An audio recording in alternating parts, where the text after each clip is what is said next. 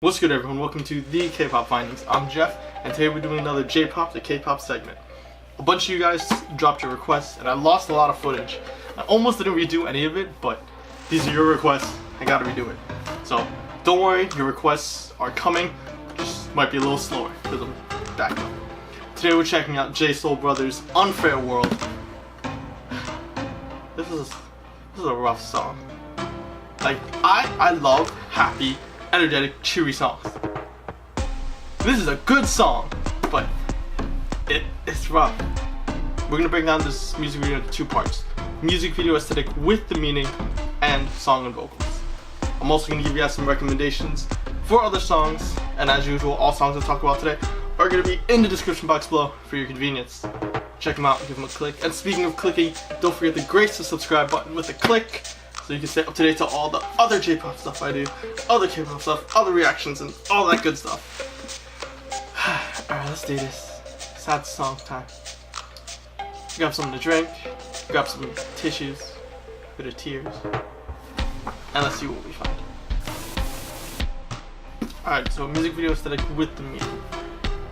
Right off the bat, it's gray, black and white, monochromatic. So you know there's a specific element to it. There's someone running, she's barefoot, in a wedding dress, and then you have everyone standing in darkness with a very somber look. You know shit's about to go down. It's about to be bad. This song's about to be feel. You see her facial expression, you see their facial expression. Everything's just heavy.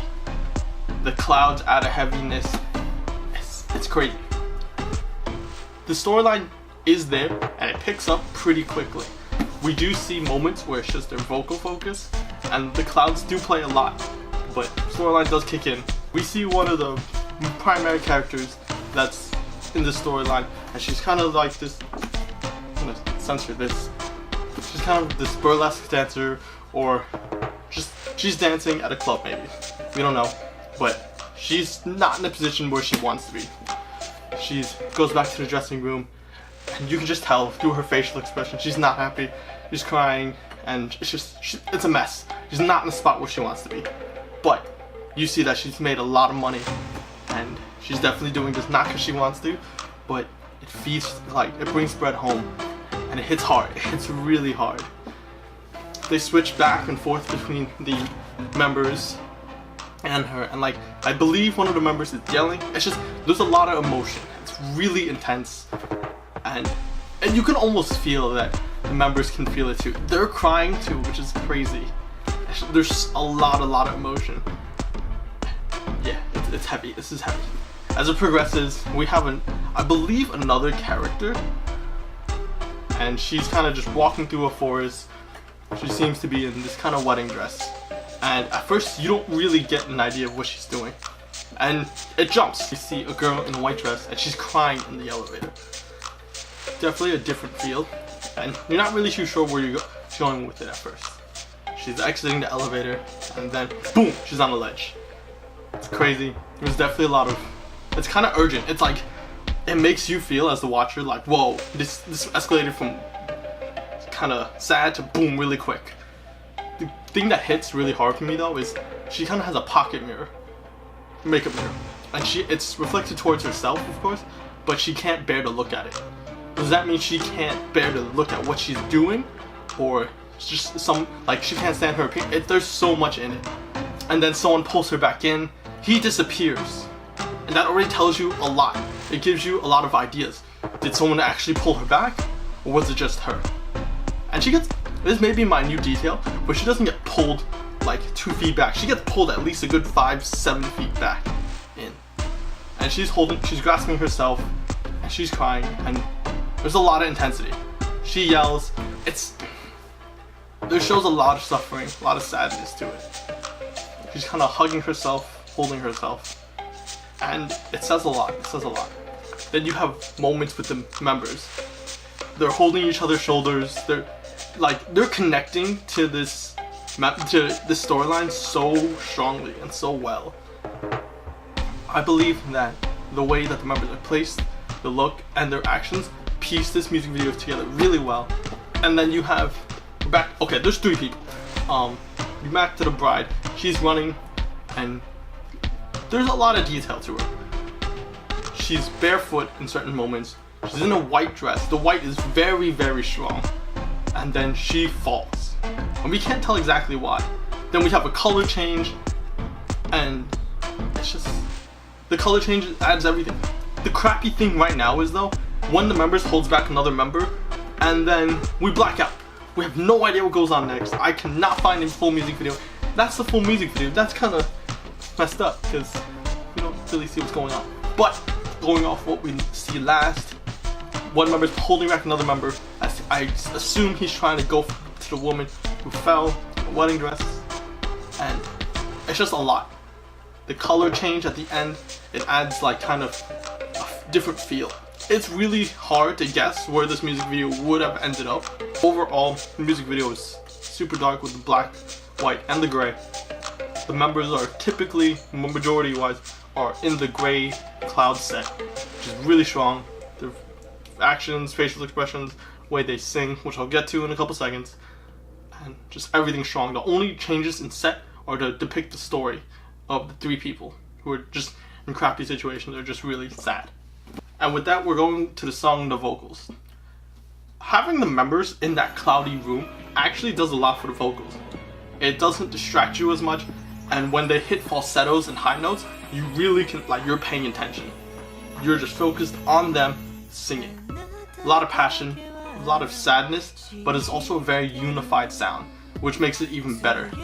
Their unity does make sure that each of them doesn't stand out too hard unless they want to.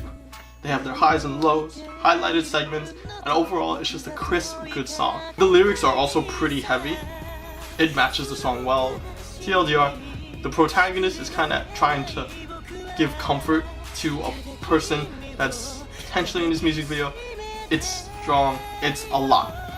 They talk about how they're trying to comfort them, they're here for them, they're trying to take their burden, and it's okay to cry, but they're not exactly completely sure how to go about everything, how to really make them feel better about themselves. It's definitely a strong song. It's not as straightforward as you would think it would be. A lot of times, like, person like, oh, you can lean on my shoulder. No, this is a, you can lean on my shoulder, but I hope that works. I hope I can take the burden from you. So the lyrics has a pretty strong story. Overall, it's just really, really strong and hits hard. With the music video, the aesthetic, the meaning, and the song come together. It's pieced together well. It's just really, really sad. Alright, recommendations. I'm gonna recommend a bunch of other sad songs. No ways, not salty. First song I'm recommending is K-Will's Please Don't. This is definitely an older OG song, 6 years back. That makes it 2013. Definitely a good track. This also has a storyline. It has a love triangle, and it's very interesting. I don't want to spoil anything, but definitely watch it. Definitely watch it. It's interesting. There's much more color. There's a different type of singing. K-Will's voice is softer, but strong. You still have the same kind of passion that you got from Unfair World, but it's a different dynamic. This is more of a frustration and kind of, there's an angsty element to it. It's not as sad, but it, like, once you get towards the end, it's sad. It's like, oh my god.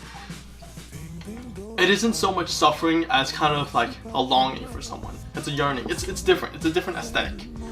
The color is introduced there. There's a lot of white in certain spots. There's a lot of black. And there's even like a wedding scene. So there's many elements, many sets, but this adds to the storytelling. Unfair World used different sets to tell the story. And K-Will does the same thing. Different sets tell different parts of the story. His facial expressions tell a lot of it too, and it's just strong. Last song we're gonna recommend is a happier song by Taeyang. It's not a happy song. Oh my god. Okay, well, regardless, it's a good song. It's gonna be Taeyang's I Snow's Lips, and it's a very, very, very vocal heavy song. There's few distractions, and the set is very simple, so it allows you to focus just on his voice. He's shirtless, so that might be a distraction for you. But regardless, nonetheless, it's focused on just him, his vocals, his facial expressions, and just his voice. He definitely gives you the sad glare, just a lot of sadness, angst. There is a change in the set but the set does not move or differ, rather the set behind him just changes. So it's a different dynamic, different kind of style. Still stays with that one set. Taeyang has a soft voice, but it's also very deep and I would say full. The deepness adds a lot to him, and it sounds very different from K-Will. Taeyang has a much softer voice, but it's also deeper and more full. So it's not as soft as some other K-pop singers or J-pop singers. It's really strong. The lyrics also really bittersweet. It's a yearning, again, another yearning for a person with the missing of memories. It's strong. It's really impactful. So definitely check it out. It's different. It's simple, but very vocally focused. So that's it. I'm sad now. I'm gonna go cry in the corner a little bit. But let me know what you thought. Give me any opinion suggestions for other songs you want me to check out. What you thought. And let me know if you like the recommendations. I definitely want to try to cater it to you guys. If you want me to switch it up, add a J-pop song to it, let me know. I do know some J-pop. And I will definitely, in the near future, show you guys what kind of J-pop I like and just my personal preferences of specific groups. Yeah. And don't forget to grace the subscribe button with the click as you click the songs that I talked about today in the description box below because they're convenient. I said it differently today. Anyways, yeah, that's it. Alright, I got you guys.